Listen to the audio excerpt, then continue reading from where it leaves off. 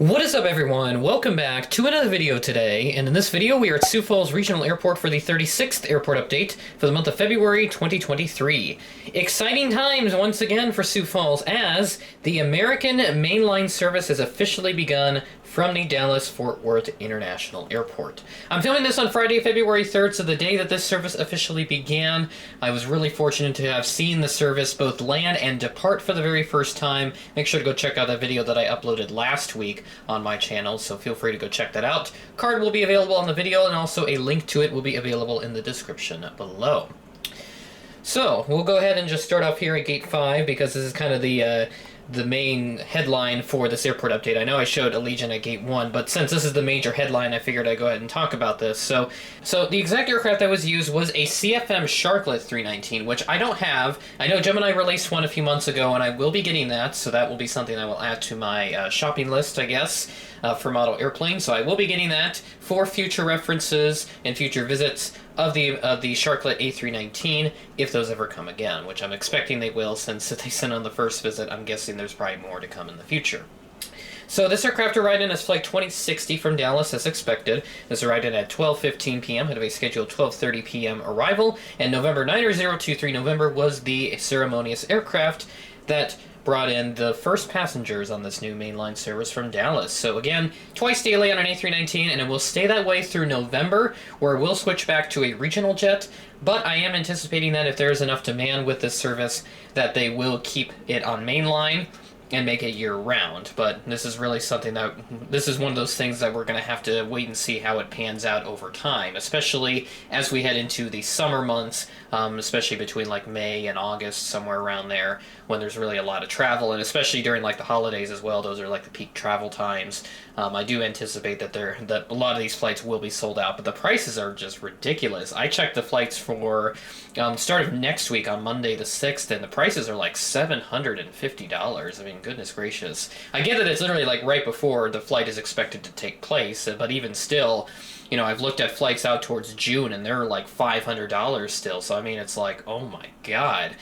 I don't even know if I'm going to make this Dallas trip worth it. So I don't know if I'll have to connect through another airport as an alternative to save some money, but even then it might still prove very expensive, so we'll have to see. But I think this Dallas direct flight will still be our choice for when we travel to Dallas for the Airliners International 2023 convention this summer.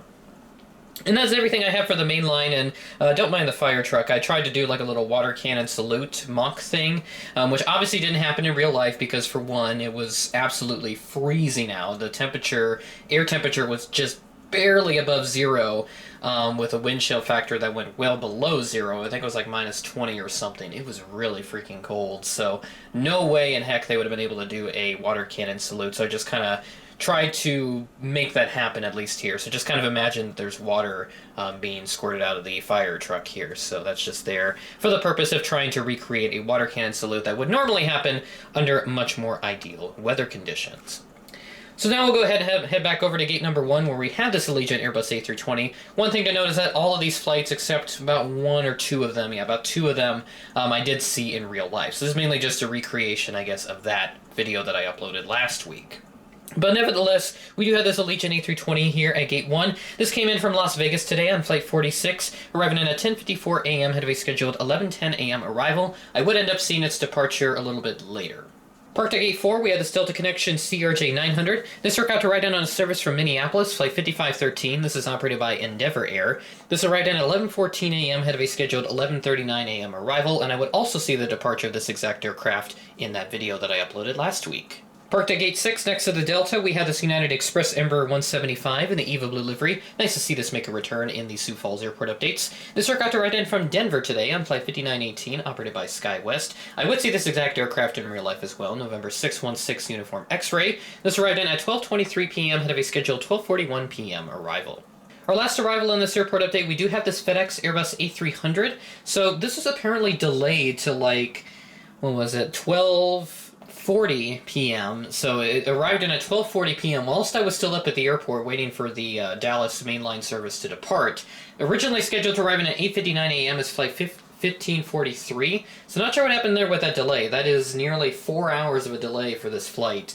So not sure what happened there with that, but I did see it land. I did not film it though, so I did not get footage of that. But I did see it landing as it was making its way in on runway 15 from the opposite end of the airport. So it just seemed like the little landing lights and all that stuff from a distance.